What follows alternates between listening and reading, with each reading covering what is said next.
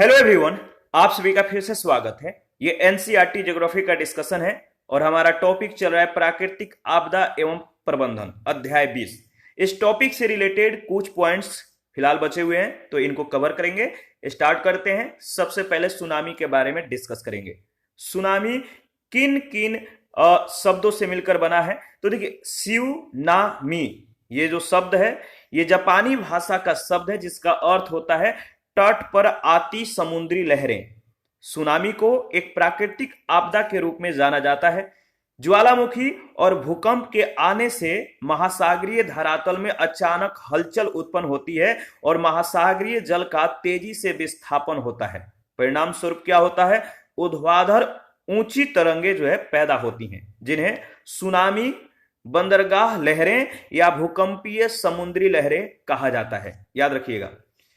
आप देख सकते हैं प्लेट विवर्तनिकी भूकंप व 26 दिसंबर 2014 में आई सुनामी। हिंद महासागर का ये एरिया है, ठीक है।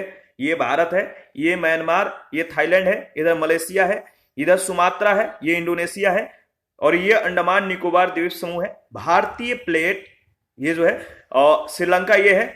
ये बर्मी प्लेट अभिकेंद्र है। यहाँ पे भारतीय प्लेट का बर्मी प्लेट से टकराव, फिगर को आप जो है अच्छे से देख सकते हैं। देखिए, ये वस्तुतः बहुत लंबी और कम कंपन करने वाली समुद्री लहरें हैं जो महासागरीय भूकंपों के प्रभाव से महासागरों में उत्पन्न होती हैं और इनका ज्वारीय तरंगों से कोई संबंध नहीं होता है। सुनामी लहरों के साथ जल की गति संपूर्ण गहराई तक होती है, इसीलिए ये अत्यधिक विनाशकारी होती है। सुनामी की तरंग दैर्ध्य 160 किलोमीटर तक देखी गई है। साथ ही इनकी गति अत्यधिक होती है जो कभी कभी 650 किलोमीटर प्रति घंटा भी देखी गई है। खुले सागरों में इन तरंगों की ऊंचाई अधिकतम 1 मीटर की होती है, परंतु जब ये तटवर्ती उथले जल क्षेत्र में प्रवेश करती हैं तो इनकी जो ऊंचाई है असामान्य वृद्धि होती है, जिससे अत्यंत कम समय में ही महाविनाश की स्थिति उत्पन्न हो जाती है। महासागरीय प्लेटों के अभिसरण क्षेत्र में ये सर्वाधिक शक्तिशाली होती है। सुनामी लहरों की दृष्टि से प्रशांत महासागर सबसे संवेदनशील स्थिति में है। यहां पर प्रायः ज्वालामुखी फटने से भूकंप आते रहते हैं। ज्वालामुखी फटने की क्रिया के कारण यह क्षेत्र अग्निवलय यानी रिंग ऑफ फायर के नाम से जाना जाता है। याद रखिएगा। हालांकि देखिए, प्रशांत महासागर में सबसे ज्यादा सुनामी तूफान आते हैं, परंतु अन्य महासागर भी इनसे जो है अछूते नहीं है, यहां भी आते रहता है। कैरिबियन सागर, भूमध्य सागर, अटलांटिक सागर और हिंद महासागर में भी सुनामी तूफान आ चुके हैं। एल्यूसियन द्वीप समूह, अलास्का की खाड़ी, कमचाटका प्रायद्वीप, दक्षिण अमेरिका के तटीय भाग के अतिरिक्त चिली, हवाई द्वीप समूह, पेरू, जापान और न्यू गिनी में भी सुनामी तूफान आते रहते हैं। ठीक है, ध्यान रखिएगा, इंपॉर्टेंट है। देखिए, भारत में तटीय इलाकों में सुनामी की पूर्व सूचना देने के लिए उन्नत expert decision support system DSS विकसित किया गया है। एक्सपर्ट डिसीजन सपोर्ट सिस्टम, यह प्रणाली उत्कृष्ट सूचना प्रौद्योगिकी, दृश्य, भू अंतरिक्ष और दूर संवेदी प्रौद्योगिकियों पर जो है ये आधारित है। इसमें भूकंप केंद्रों, बॉटम प्रेशर रिकॉर्डर, ठीक है, BPR, ज्वार भाटा चेतावनी केंद्रों के नेटवर्क को सम्मिलित किया जाता है। इससे सुनामी की निगरानी के साथ साथ भूकंपों की पहचान भी की जा सकेगी तथा संबंधित सरकारी विभागों और सुनामी से प्रभावित होने वाले समुदायों को सलाह भी दी जा सकेगी। इस कार्य के लिए अत्याधुनिक संचार तकनीक का उपयोग किया जाएगा, जिससे परिस्थितियों पर आधारित डेटाबेस और डिसीजन सपोर्ट सिस्टम का सहयोग मिलेगा। याद रखिएगा। देखिए, भारत में सुनामी चेतावनी प्रणाली क्या है? सुनामी से बचने का सर्वाधिक प्रभावशाली उपाय सुनामी चेतावनी प्रणाली है। अगर बात करें तो अक्टूबर 2007 से ही भारत ने हिंद महासागर में विश्व की सबसे आधुनिक सुनामी चेतावनी प्रणाली जो है प्रारंभ कर दी है, जो न्यूनतम समय में सटीक जानकारी देने में ये सक्षम है। और इस प्रणाली से मिलने वाली जानकारी भारत पड़ोसी देशों को भी उपलब्ध कराएगा। यह प्रणाली जो है भूकंप की तीव्रता, गहराई और भूकंपीय केंद्रों को बताएगी। हिंद महासागर में हर तरह की भूकंपीय हलचल को इससे सिर्फ 20 मिनट में आकलन कर निकटवर्ती क्षेत्रों में सूचना उपलब्ध कराना जो है संभव हो गया है। यह प्रणाली भारतीय राष्ट्रीय महासागर सूचना सेवा केंद्र, ठीक है, हैदराबाद में लगाई गई है। INCOIS हैदराबाद में लगाई गई है। इसके अतिरिक्त बंगाल के खाड़ी में चार तल दाब अभिलेख, ठीक है, याद रखिएगा। इसके अतिरिक्त बंगाल के खाड़ी में 4 तल दाब अभिलेखक यानी बॉटम प्रेशर रिकॉर्डर BPR और अरब सागर में 2 BPR लगाए गए हैं, जिनसे Indian national centre for ocean information service Hyderabad स्थित केंद्र तथा इंडियन मेट्रोलॉजिकल डिपार्टमेंट दिल्ली स्थित केंद्र को सुनामी की उत्पत्ति के पश्चात उपग्रह के माध्यम से तत्काल आंकड़े प्राप्त हो जाते हैं। सुनामी के संचरण की जानकारी के लिए 30 ज्वार भाटा मापक यंत्र लगाए गए हैं। सुनामी मॉडल के द्वारा सुभेद क्षेत्रों की पहचान की गई है। देखिए, तटीय क्षेत्रों में वनीकरण, विशेष रूप से मैंग्रोव वनों के विकास पर बल दिया गया है। दीवार जैसी संरचनाओं के द्वारा भी सुनामी को रोकने के उपाय किए गए हैं। जैसे तमिलनाडु सरकार के द्वारा दीवार निर्माण तटीय क्षेत्रों में सुनामी और चक्रवात जैसी आपदाओं से होने वाले नुकसान को कम करने में अत्यंत प्रभावी है, याद रखिएगा। देखिए, अगर बात करें तो तट से 500 मीटर की दूरी तक संरचनात्मक गतिविधियों पर रोक लगाई गई है, जिसका प्रभावी क्रियान्वयन आवश्यक है। तो 500 मीटर की दूरी तक संरचनात्मक गतिविधियां जो है इन पर रोक है, जिसका प्रभावी क्रियान्वयन आवश्यक है। उड़ीसा के 2 गांवों को सुनामी रेडी टैग, ठीक है, जो उड़ीसा के 2 गांव हैं, इन 2 गांवों को सुनामी रेडी टैग दिया गया है। 7 अगस्त 2020 को संयुक्त राष्ट्र शैक्षिक, वैज्ञानिक और सांस्कृतिक संगठन यूनेस्को के अंतर सरकारी महासागरीय विज्ञान आयोग द्वारा उड़ीसा राज्य के 2 गांवों वेंकट रायपुर गंजाम जिला में और नौलिया शाही जगत सिंहपुर जिला को जो है सुनामी रेडी टैग प्रदान किया गया है, याद रखिएगा। सुनामी के प्रभाव क्या है, इसके बारे में डिस्कस करेंगे। देखिए, वृहद पैमाने पर जनजीवन की हानि। सुनामी के जो पहला प्रभाव है कहां पर देखने को मिलेगा, तो वृहद पैमाने पर जनजीवन की जो हानि है सबसे ज्यादा होती है। सुनामी की चपेट में आकर अभी तक लाखों लोग मृत्यु के शिकार हो चुके हैं, लाखों लोगों की मृत्यु हो चुकी है। दिसंबर 2004 में इंडोनेशिया में आई सुनामी से लाखों लोगों की मृत्यु हो गई और बहुत लोगों को बेघर होना पड़ा। दूसरा है संपत्ति की हानि। सुनामी से संपत्ति की हानि भी होते हैं। कैसे? देखिए, सुनामी में अपार संपत्ति की हानि होती है। सुनामी की ऊंची ऊंची लहरों के सामने बड़े बड़े भवन, मालवाहक जहाज, तटवर्ती बाजार, गलियां, सड़कें और मोटर गाड़ियां नष्ट हो जाते हैं, ढह जाते हैं, बह जाते हैं। 26 दिसंबर 2004 में आई सुनामी ने भारत में हजारों करोड़ की संपत्तियों का जो है नुकसान किया था, हजारों करोड़। सुनामी का सबसे विनाशक प्रभाव तटवर्ती क्षेत्रों के निवास स्थान पर पड़ता है। भारत सहित दक्षिण एशिया इससे प्रभावित हुआ। देखिए, पर्यटन उद्योग को हानि। पर्यटन उद्योग को हानि।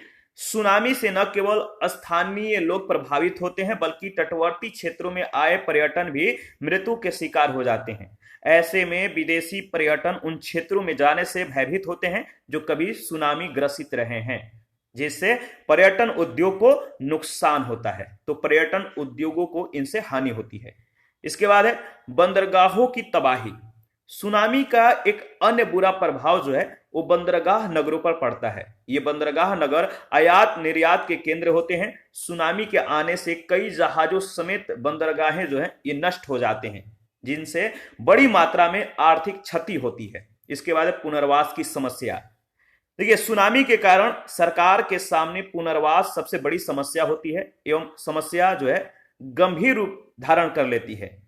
सुनामी प्रभावित लोगों के लिए खाद्यान्न, घर और व्यवसाय की व्यवस्था करने में सरकार के ऊपर करोड़ों रुपए का आर्थिक दबाव बढ़ता है, ठीक है, इन पर पड़ता है।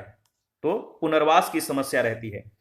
सुनामी के संदर्भ में अगर बात करें तो उठाए जाने वाले जो कदम है, सुनामी से संबंधित बचाव, राहत, पुनर्वास की नीति का समुचित निर्धारण करना, ठीक है, तो याद रखिएगा। इसके बाद देखिए, सुनामी संबंधित नीति को आधुनिक बनाना तथा इसे जिला स्तर पर उपयुक्त रूप से क्रियान्वित करना। सुनामी संभावित क्षेत्रों में रहने वाले लोगों को प्रशिक्षण देना, याद रखिएगा। सुनामी से घरों, भवनों, ऊंची ऊंची इमारतों आदि की भारी क्षति होती है, अतः सुनामी संभावित क्षेत्रों में सुनामी रोधी भवन निर्माण तकनीक का जो है प्रयोग करना, ये सभी जो है इसमें शामिल है। सुनामी न्यूनीकरण के विभिन्न चरण, ठीक है, तो देखेंगे सुनामी की स्थिति में जान माल की क्षति के न्यूनीकरण को ध्यान में रखकर, यानी न्यूनतम से न्यूनतम हानि को ध्यान में रखकर निम्नलिखित 3 चरणों में प्रयास करना चाहिए। पहला है बचाव। इसमें क्या होगा, इस चरण को 1 से 3 को, ठीक है, 1 से 3 दिन को बचाव में, इस चरण में क्या होगा, 1 से 3 दिन की अवधि में पूरा करना चाहिए बचाव कार्य, जिसके लिए निम्न कदम उठाए जा सकते हैं। पहला कदम क्या होगा कि सर्वप्रथम आपदा नियंत्रण कक्ष की स्थापना किया जाए और प्रभावित क्षेत्र से वायरलेस उपग्रह आदि तकनीक के माध्यम से संपर्क जो है स्थापित किया जाए। बचाव कार्यदल तैनात करना और बचाव कार्यों में स्थानीय लोगों से सहायता लिया जाना। इसके बाद मृतक व्यक्तियों और जानवरों की अंत्येष्टि करना ताकि शरीर के सड़ने से फैलने वाली बीमारियों को रोका जा सके, और जीवित एवं असहाय व्यक्तियों को स्थापित शिविरों तक पहुंचाना। कानून व्यवस्था का विशेष ध्यान रखा जाना, ये सभी जो है बचाव कार्य में शामिल होना चाहिए। इसके बाद है राहत एवं मरम्मत। देखिए, उपयुक्त दूसरे चरण को प्रथम चरण के समाप्त होने पर अगले लगभग 30 दिनों तक चलाना चाहिए और इसके अंतर्गत निम्न कदम उठाना जो है आवश्यक है। पहला कदम क्या है, स्थापित शिविरों में, जो शिविर स्थापित हो चुके हैं उनमें मूलभूत सुविधाओं की व्यवस्था किया जाए। सैनिकों, स्वयंसेवी संस्थाओं, अर्धसैनिक बलों के मध्य समन्वय स्थापित करना। इसके बाद राहत कार्य के लिए आवंटित धन का समुचित प्रयोग करना। सुनामी प्रभावित क्षेत्र में हुई क्षति का मूल्यांकन करने के लिए आंकड़े इकट्ठा करना। इसके बाद है पुनर्वास।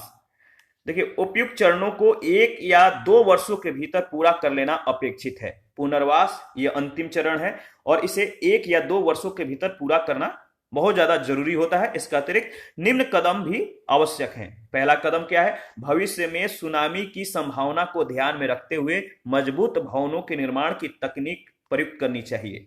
क्षतिग्रस्त भवनों की मजबूती से जो है मरम्मत करनी चाहिए।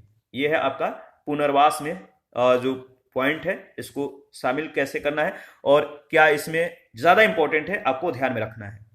देश की प्रथम राष्ट्रीय आपदा प्रबंधन योजना, अगर बात करें तो प्रधानमंत्री ने 1 जून 2016 को देश की पहली राष्ट्रीय आपदा प्रबंधन योजना का शुभारंभ किया। ठीक है, तो 1 जून 2016 को देश की पहली राष्ट्रीय आपदा प्रबंधन योजना यानी एनडीएमपी का शुभारंभ हुआ।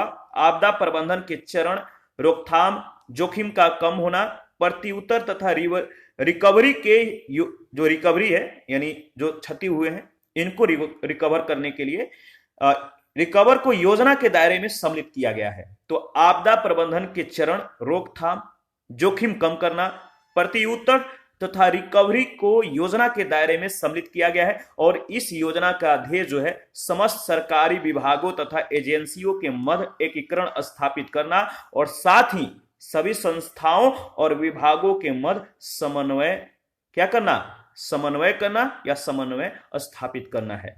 योजना के अंतर्गत पंचायती और शहरी स्थानीय निकायों सहित प्रत्येक सरकारी स्तर पर भूमिका एवं दायित्व का स्पष्ट उल्लेख किया गया है। इस योजना के क्षेत्रीय आधार का भी ध्यान रखा गया है ताकि देश का कोई भी भाग इसके प्रभाव क्षेत्र से बाहर न रहे। देखिए, इसकी डिवीजन को सभी प्रकार के आपदा प्रबंधन चरण में लागू किया जा सकता है। त्वरित चेतावनी, मानचित्र, सैटेलाइट का प्रयोग और सूचना के विस्तार पर अत्यधिक बल प्रदान किया गया है। इसमें पूर्व सूचना, सूचना का प्रसारण, चिकित्सा सेवा, ईंधन, यातायात, खोज, बचाव आदि जैसे प्रमुख गतिविधियों को भी सम्मिलित किया गया है ताकि आपदा प्रबंधन में संलग्न एजेंसियों को सुविधा हो सके।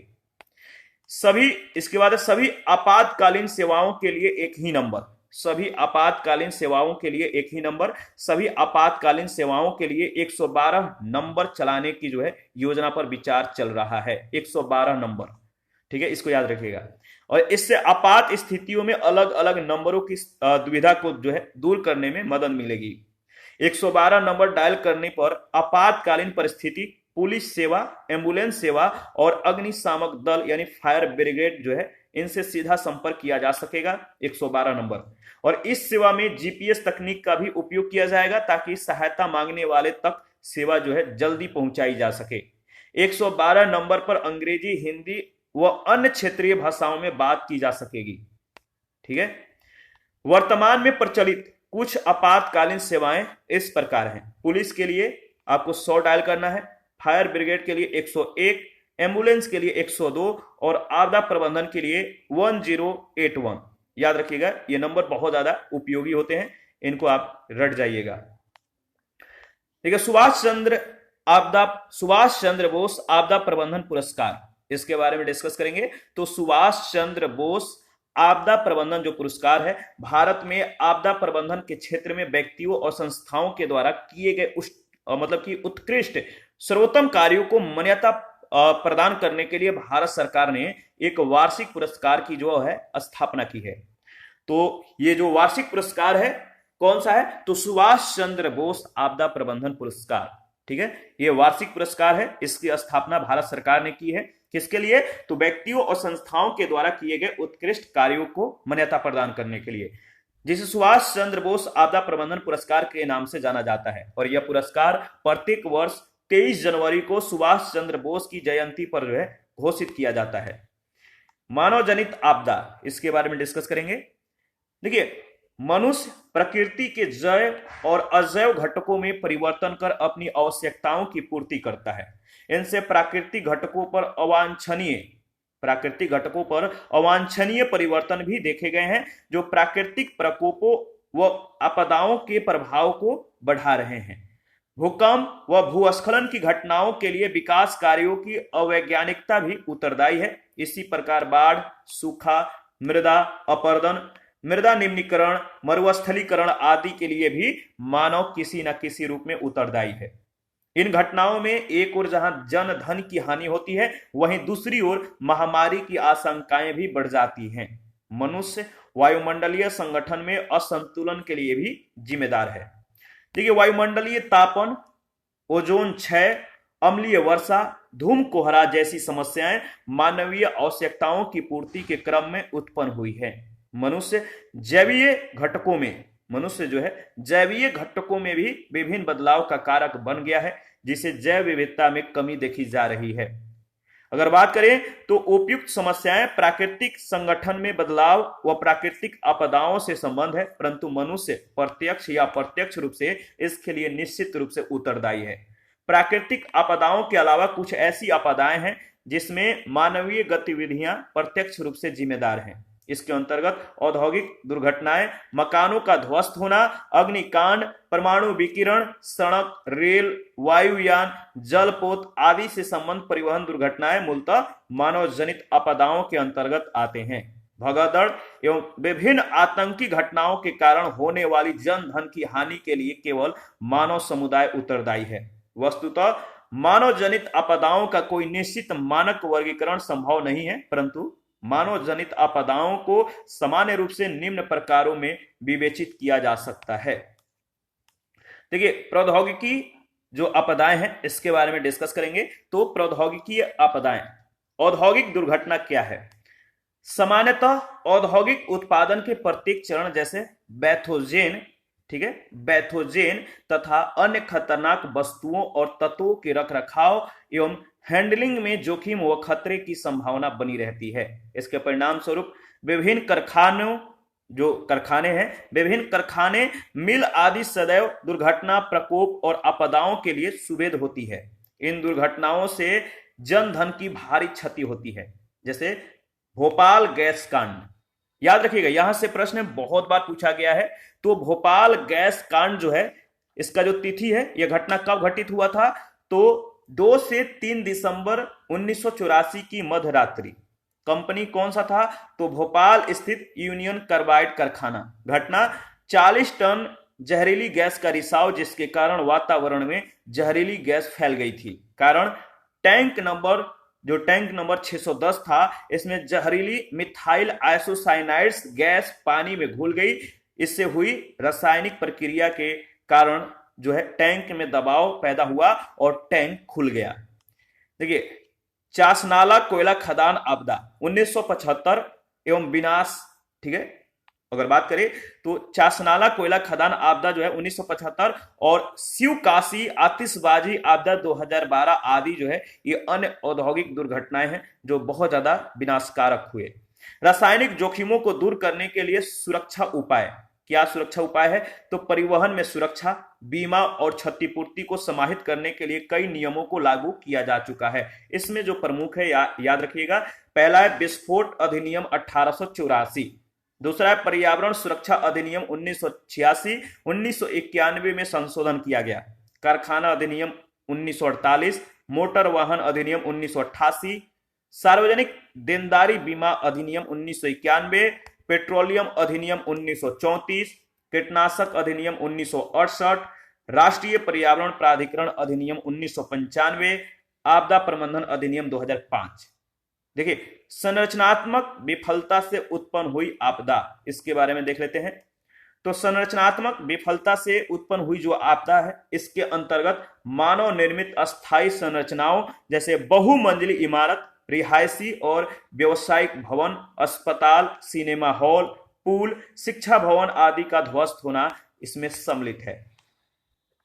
देखिए, अगर बात करें तो धारवाड़ जो है कर्नाटक में 2019 में एक शॉपिंग, ठीक है, जो शॉपिंग कॉम्प्लेक्स था यह ध्वस्त हो गया था। तो धारवाड़ जो है कर्नाटक में 2019 में एक शॉपिंग कॉम्प्लेक्स जो है ध्वस्त हुआ और लागोस यानी नाइजीरिया में वर्ष 2019 में ही एक स्कूल इसी तरह की आपदाओं से ध्वस्त हो गया।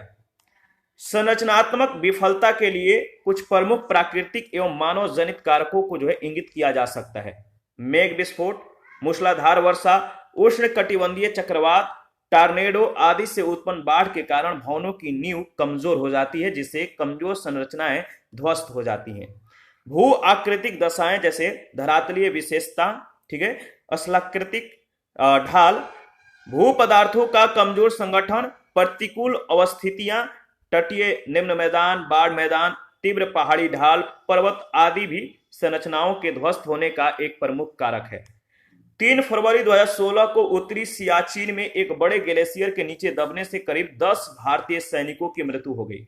भूकंपीय क्षेत्रों में निर्मित संरचनाएं अत्यधिक सुभेद होती हैं और इसके अतिरिक्त भवनों की खराब डिजाइन व स्थापत्य संबंधित त्रुटि, भवन निर्माण की सामग्रियों की गुणवत्ता, निम्न सुरक्षा और बचाव के उपायों का अनुपालन न होना, बिल्डिंग कोड तथा भवनों का रखरखाव या अनुरक्षण में कमी आदि भी संरचनात्मक विफलता के अन्य प्रमुख कारक होते हैं। देखिए, इसके बाद है अग्निकांड आपदा, इसके बारे में देख लेते हैं। मानव निर्मित संरचनाओं में विभिन्न कारणों से आग लगने से हुई दुर्घटनाएं अग्निकांड आपदा होती हैं। जो मनुष्य होते हैं, इनके विभिन्न उपयोगों वाले भवनों जैसे कार्यालय, सिनेमा हॉल, शॉपिंग मॉल, रिहायशी और वाणिज्यिक जो कॉम्प्लेक्स है, धार्मिक शिविर, कारखाना, मिल आदि में अग्निकांड से भारी जन धन की जो है हानि होती है। ऐसे स्थानों पर आगाजनी की दुर्घटनाएं प्राय शॉर्ट सर्किट, मशीनों एवं उपकरणों की खराबी, पावर स्टेशनों का खराब संरक्षण, खराब व पुरानी वायरिंग, तोड़फोड़, आतंकी हमला, सुरक्षा मानकों तथा फायर फाइटिंग मैनुअल की लापरवाही, अग्निशामकों का अभाव, अपर्याप्त फायर टेंडर, प्रशिक्षित फायरमैन की पर्याप्त संख्या का अभाव, जल की खराब आपूर्ति आदि कारणों से घटित होती है।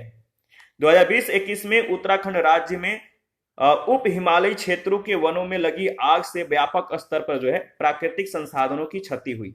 इस आग से लगभग 1500 हेक्टेयर वन भूमि पूरी तरह से नष्ट हो गई। परमाणु रेडिएशन रिसाव आपदा, इसके बारे में देख लेते हैं। परमाणु रेडिएशन रिसाव जो आपदा है, परमाणु शक्ति संयंत्रों के रिएक्टरों में रेडिएशन का रिसाव संबंधित क्षेत्रों में रहने वाले मानव सहित सभी जीवों के लिए घातक और ये जानलेवा होता है। परमाणु विकिरण का मनुष्यों और जंतुओं पर जो है प्रभाव शीघ्र परिलक्षित नहीं होता, परंतु इसका प्रभाव कोयला, पनबिजली और प्राकृतिक गैस आधारित ऊर्जा के संयंत्रों के तुलना में अधिक लंबी अवधि तक रहता है। जहां कहीं भी परमाणु ऊर्जा संयंत्र की दुर्घटना घटित हुई है, वे सुरक्षा उपायों के अभाव तथा परमाणु आपदा से निपटने में असक्षमता और लापरवाही के कारण हुई है। देखिए, मई 2016 में राजस्थान के फलौदी में अत्यधिक तापीय तरंगों की वजह से उत्पन्न आपदा में लगभग 200 लोगों की मृत्यु हो गई और 3 लाख लोगों का आम जनजीवन बुरी तरह से जो है प्रभावित हुआ। इसके बाद है चेन्नई तेल रिसाव। 28 जनवरी 2017 को कामराज नगर समुद्र तट एन्नौर तमिलनाडु में इसके निकट दो मालवाहक जहाजों की टक्कर से एक जहाज में लदे पेट्रोलियम ल्यूब्रिकेंट, ठीक है, पेट्रोलियम ल्यूब्रिकेंट का बड़े स्तर पर रिसाव हुआ। यह समुद्री जीव जंतुओं एवं पर्यावरण को, जो समुद्री जीव जंतु थे और जो पर्यावरण है, इनको जो है ये गंभीर हानि पहुंचाने वाली घटना थी। परमाणु प्रकोप और आपदाएं निम्न कारणों से उत्पन्न होती है। पहला है युद्ध के समय परमाणु अस्त्रों के प्रयोग के द्वारा। दूसरा है परमाणु शक्ति संयंत्रों, परमाणु अपशिष्टों के निस्तारण स्थलों पर तथा परमाणु अस्त्रों के अनुरक्षण के समय विकिरण रिसाव के द्वारा। तीसरा है रक्षा प्रतिरक्षा उद्देश्यों के लिए परमाणु अस्त्रों के परिवहन एवं भंडारण के दौरान दुर्घटनाएं होने पर परमाणु विकिरण के रिसाव द्वारा। चौथा है परमाणु पनडुब्बियों की दुर्घटनाओं के समय परमाणु तत्वों के रिसाव के द्वारा। इसके बाद है परिवहन आपदाएं। संयुक्त राष्ट्र संघ की एक रिपोर्ट के अनुसार 2020 तक सड़क हादसों में, जो सड़क हादसा था, तो 2020 तक सड़क हादसों में मरने वालों की जो संख्या है HIV एड्स से होने वाली कुल वैश्विक मृत्यु से भी अधिक हो पाएगी। ठीक है, तो अधिक है। चूंकि परिवहन के साधनों जैसे स्वचालित वाहन, रेल, जलयान और हवाई जहाज का संचालन मानव के द्वारा किया जाता है, अतः दुर्घटनाओं एवं जन हानि की सदैव आशंका जो है बनी रहती है तथा व्यापक आर्थिक क्षति भी होती है। परिवहन आपदाओं का जो विभाजन है, परिवहन के साधनों के आधार पर परिवहन आपदाओं को भिन्न श्रेणियों में विभाजित किया गया है। पहला है सड़क दुर्घटना, दूसरा है रेल दुर्घटना, तीसरा है वायुयान दुर्घटना और चौथा है सागरीय दुर्घटना। याद रखिएगा, इंपॉर्टेंट है। देखिए, इन सभी को बारी बारी से डिस्कस कर लेंगे। देखिए, प्रत्येक प्रकार की परिवहन आपदाओं के भिन्न भिन्न कारण होते हैं, फिर भी सभी प्रकार के परिवहन आपदाओं के लिए कुछ सामान्य कारक निम्न है। पहला प्राकृतिक कारक क्या है, तो धरातलीय प्रकृति व प्रकार, मौसम संबंधी दशाएं जैसे वायुमंडलीय तूफान, धूल भरी आंधियां, हिम तूफान, आकाशीय बिजली, कुहरा व दृश्यता की कमी, पाला आदि, ये सभी प्राकृतिक कारक हैं। मानवीय कारक कौन कौन से हैं?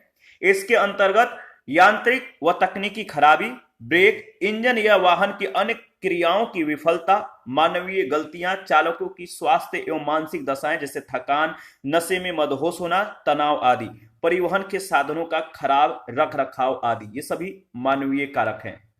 सड़क दुर्घटना आपदा, इसके बारे में डिस्कस करेंगे। सड़क दुर्घटना आपदा, सड़क दुर्घटनाएं सभी प्रकार की परिवहन दुर्घटनाओं में सबसे अधिक घटित होती है। एक अनुमान के अनुसार विश्व भर में प्रति वर्ष सड़क दुर्घटनाओं में मृत एवं घायल व्यक्तियों की औसत संख्या जो है, आप देख सकते हैं करीब कितना है, आप देख सकते हैं कितना है, तो करीब 12 लाख तथा कितना 50 लाख है। ठीक है, देख लीजिएगा, कभी कभी डेटा जो होता है काउंट करने में गलती भी हो जाती है, तो आप एक बार अच्छे से काउंट करके आगे बढ़िएगा। सामान्य रूप से सड़क दुर्घटना के प्रमुख जो कारक हैं, चालक की आयु, चालक का व्यवहार, श्रवण की क्षमता, यांत्रिक खराबी, यानी चालक की आयु जो है कम है तो सड़क दुर्घटना के प्रमुख कारक ये होता है। तो चालक की आयु का कम होना या उसके ज्यादा वृद्ध होने पर भी दुर्घटनाएं ज्यादा संभावित होती हैं। चालक का व्यवहार, ठीक है, कैसा व्यवहार करता है, ये भी सड़क दुर्घटना के प्रमुख कारक हैं। श्रवण की क्षमता, सुनने की क्षमता जो है उसका उच्च नीच हो सकता है। यांत्रिक खराबी, जो वाहन है उनमें खराबी, चालक की प्रतिक्रिया गति, मौसम और जलवायु भी सड़क दुर्घटना के प्रमुख कारक हैं। वाहन का खराब रखरखाव, धरातल की विशेषताएं आदि, चालक के निर्णय लेने की जो क्षमता है ये भी प्रमुख कारक है। नशा करने की आदत, चालक की दृष्टि देखने की क्षमता, यानी चालक की जो मानसिक दशा है और सड़क जो स्थिति है, ये सभी सड़क दुर्घटना के प्रमुख कारक हैं, इसको याद रखिएगा। इसके बाद है रेल दुर्घटना आपदा। परिवहन आपदाओं में सड़क आपदा के बाद रेल दुर्घटना आपदा एक गंभीर चुनौती है। इससे जन धन की भारी क्षति होती है। इसका अतिरिक्त गंभीर चोटों के कारण पीड़ित व्यक्ति होते हैं, इनकी शारीरिक और मानसिक रूप से जो है क्या हो जाता है, अक्षमता हो जाता है।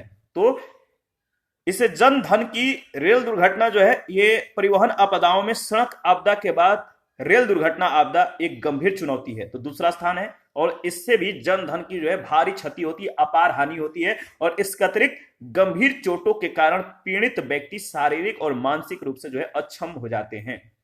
28 दिसंबर 2016 को हुई अजमेर सियालदह एक्सप्रेस रेल दुर्घटना व 10 नवंबर 2016 को कानपुर रेलवे लाइन के क्षतिग्रस्त होने से इंदौर पटना एक्सप्रेस रेल दुर्घटना में करीब 150 लोगों की मृत्यु हो गई। यह मानवीय लापरवाही से उत्पन्न आपदा का एक उदाहरण है।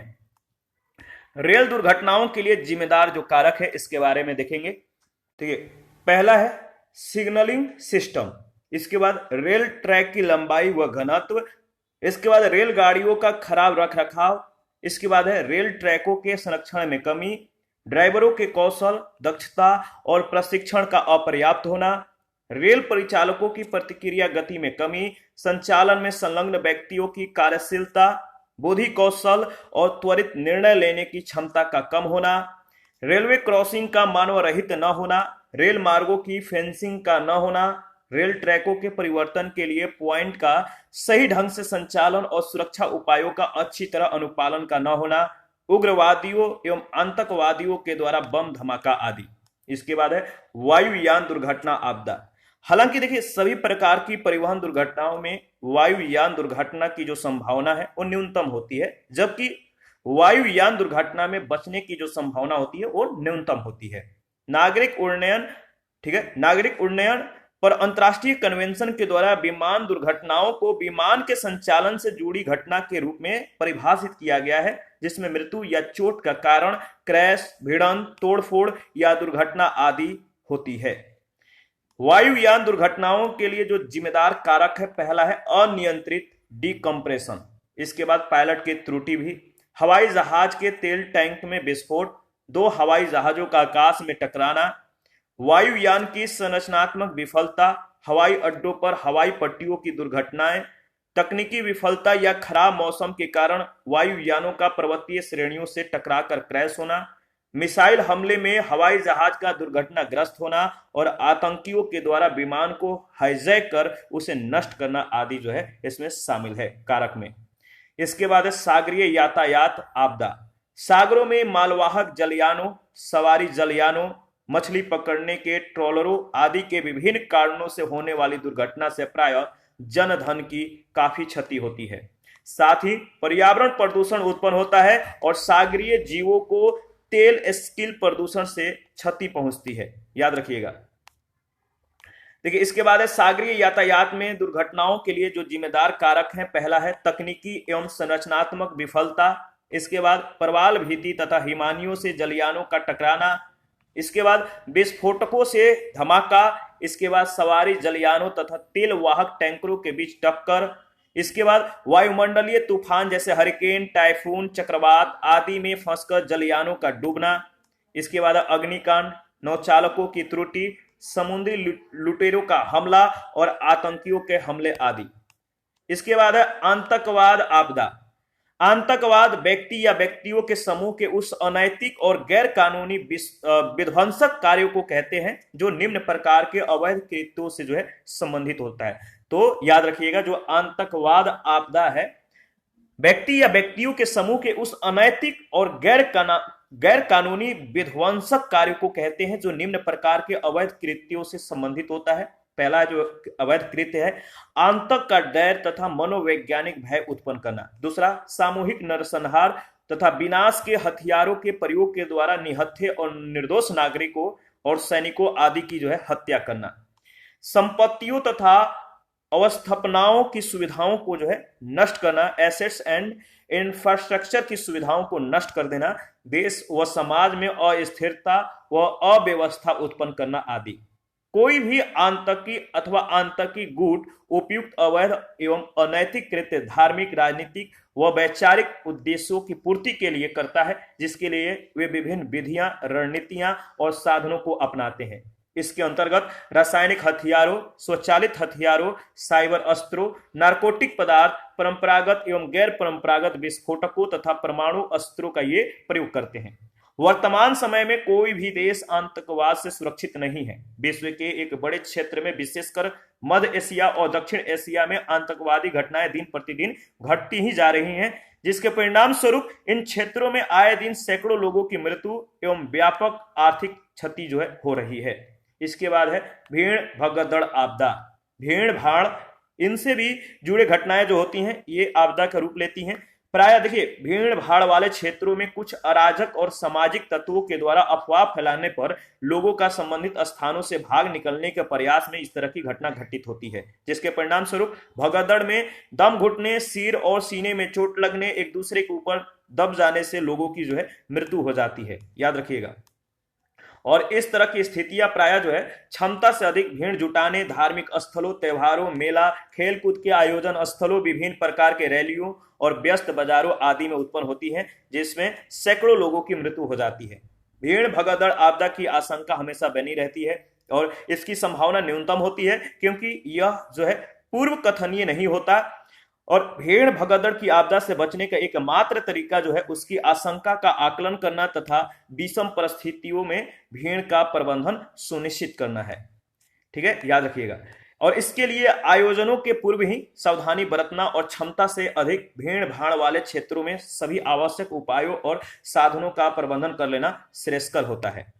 केरल आपदा उपकर लगाने वाला पहला राज्य बन गया है। तो केरल को याद रखिएगा, ये आपदा उपकर लगाने वाला यानी आपदा डिजास्टर सेस लगाने वाला ये पहला राज्य है। केरल सरकार 1 जून 2019 से राज्य में 5% से भी अधिक जीएसटी वाली वस्तुओं पर 1% का अतिरिक्त कर आरोपित करेगी। इसके साथ ही केरल बाढ़ उपकर लगाने वाला देश का पहला राज्य बन गया है। याद रखिएगा। भारत में आपदा प्रबंधन की संस्थागत एवं नीतिगत संरचना, इसके बारे में डिस्कस करेंगे। पूरी पेज को एक साथ देख लेते हैं ताकि आपको सभी पॉइंट्स साथ साथ दिखे। पहला है प्राकृतिक विपदा कैबिनेट कमेटी। प्राकृतिक विपदा कैबिनेट कमेटी पूर्व में विद्यमान सूखा प्रबंधन कमेटी का पुनर्गठन कर इसका नाम प्राकृतिक विपदा कैबिनेट कमेटी रखा गया और इसका अध्यक्ष प्रधानमंत्री होता है। याद रखिएगा, प्राकृतिक विपदा जो कैबिनेट कमेटी है इसका अध्यक्ष कौन होता है? प्रधानमंत्री। और इस संस्था के मुख्य कार्यों में आपदा पूर्व उपायों और आपदा का जो रोकथाम है इसको सम्मिलित किया गया है। तो पूर्व उपाय और रोकथाम। मंत्रियों की उच्च स्तरीय कमेटी, इस कमेटी का प्रमुख कार्य आपदा से प्रभावित राज्यों को दी जाने वाली वित्तीय सहायता है, जिसका अध्यक्ष कृषि मंत्री होता है। इस कमेटी के तहत राष्ट्रीय विपदा आकस्मिक कोष, ठीक है, याद रखिए, इसकी व्यवस्था की गई है। NCCF, national calamity contingency fund. सुरक्षा कैबिनेट कमेटी क्या है? यह कमेटी नाभिकीय, जैविक और रासायनिक आपदाओं तथा आपातकालीन स्थितियों से संबंधित कार्यों की जिम्मेदारियों का वहन करती है। इसके बाद राष्ट्रीय संकट प्रबंधन कमेटी। यह कमेटी समय समय पर आवश्यकता अनुसार क्राइसिस मैनेजमेंट ग्रुप को निर्देशित करती है। इसका अध्यक्ष कैबिनेट सचिव होता है तथा विभिन्न मंत्रालय, विभाग और संगठनों के सचिव इस कमेटी के सदस्य होते हैं। इसके बाद है संकट प्रबंधन ग्रुप। इस ग्रुप का मुख्य कार्य विभिन्न मंत्रालयों यानी केंद्रीय और राज्य सरकारों के द्वारा आपदा प्रबंधन से संबंधित योजना होता है और विभिन्न मंत्रालयों के वरिष्ठ अधिकारी इस ग्रुप के सदस्य होते हैं। देखिए, अगर बात करें तो नोट में याद रखिएगा, आपदा प्रबंधन अधिनियम 2005 में आपदा प्रबंधन की संस्थागत और संगठनात्मक उपयुक्त संरचना के अतिरिक्त इस संरचना में राष्ट्रीय आपदा अनुक्रिया बल, राष्ट्रीय आपदा प्रबंधन संस्थान, राष्ट्रीय आपदा अनुक्रिया कोष और राष्ट्रीय आपदा न्यूनीकरण कोष सम्मिलित है। आपदा प्रबंधन के प्रमुख अंतरराष्ट्रीय संगठन, तो याद रखिएगा, जो राष्ट्रीय आपदा प्रबंधन प्राधिकरण है, ये किस देश का संगठन है? तो भारत का। देखिए, इसके बाद लॉ इन्फोर्समेंट एजेंसी LEA, ये संयुक्त राज्य अमेरिका का संगठन है। सिविल कॉन्टिजेंसी इमरजेंसी एक्ट ये यूनाइटेड किंगडम का। और मिनिस्ट्री ऑफ इमरजेंसी सिचुएशन ये रूस का संगठन है। इमरजेंसी मैनेजमेंट अथॉरिटी ये ऑस्ट्रेलिया का संगठन है। Disaster relief and protection programme ये जर्मनी का संगठन है। पब्लिक सेफ्टी कनाडा, ये संगठन कनाडा का है। Ministry of interior and kingdom relations, ये नीदरलैंड का संगठन है। और न्यूजीलैंड का जो संगठन है civil defence emergency management group, इसी के साथ आज का सेशन समाप्त करते हैं। नेक्स्ट सेशन में राज्य तथा केंद्र शासित प्रदेश के संदर्भ में डिस्कस करेंगे। आप अपना प्रतिक्रिया देते रहिए, आपके प्रतिक्रियाओं का हमें बेसब्री से इंतजार रहता है। और जिन लोगों ने Telegram channel, Telegram quiz group, Facebook page, Instagram को ज्वाइन नहीं किया है, वीडियो के डिस्क्रिप्शन बॉक्स में उसका लिंक है, आप ज्वाइन कर सकते हैं। तो मिलते हैं नेक्स्ट सेशन में, अभी के लिए इतना ही। Thank you.